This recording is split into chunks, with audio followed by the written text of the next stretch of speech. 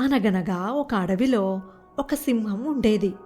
ఆ సింహం ఆ అడవికి రాజు. సింహానికి, నేను రాజుని, ఈ అడవిలో జంతువులకు నేనంటే చాలా భయం అని ఎంతో గర్వం ఉండేది.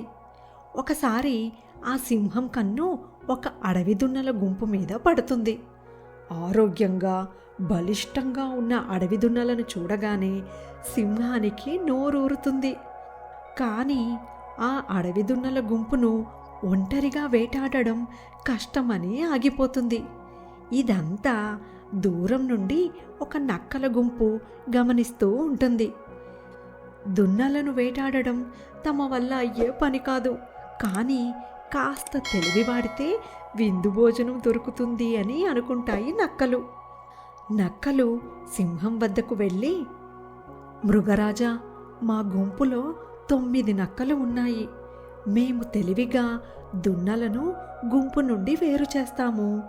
అప్పుడు మీరు ఒక్కొక్కటిగా అన్నింటినీ చంపేయండి అని అంటాయి నక్కలు. దానికి సింహం ఒప్పుకుంటుంది. నక్కల సహాయంతో 10 అడవి దున్నలను సింహం చంపేస్తుంది. దాని తరువాత చంపిన అడవి దున్నలను సింహం, నక్కలు ఎలా వాటాలు వేసుకోవాలా అని ఆలోచిస్తూ ఉంటాయి. సింహం ఒక నక్కతో, వీటిని మన మధ్య సమానంగా ఎలా పంచుతావు అని అడుగుతుంది. అప్పుడు నక్క, ఇది చాలా తేలిక మహారాజా. ఇవి 10 దున్నలున్నాయి. 9 నక్కలను మిమ్మల్ని కలిపితే మనము 10 మందిమి అవుతాము. తలా ఒక దున్నను తీసుకుంటే సరిపోతుంది అని అంటుంది నక్క. ఆ మాట వినగానే సింహం నక్క మూతి మీద ఒక్క దెబ్బ వేస్తుంది. నక్క మూతి పగిలి పళ్ళు ఊడిపోతాయి. ఇది చూసి మిగిలిన నక్కలు భయపడిపోతాయి.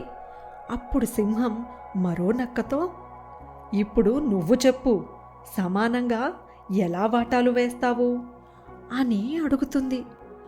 అప్పుడు ఆ నక్క భయపడుతూ, మేము 9 మందిమి ఉన్నాము, కాబట్టి మాకు ఒక్క దున్న ఇస్తే అందరం కలిసి 10 మందిమి అవుతాము. అలాగే మీరు 9 దున్నలు తీసుకుంటే మీతో కలిపి 10 అవుతారు. అలా మీరు 10, మేము 10 సమానంగా ఉంటాము అని అంటుంది నక్క.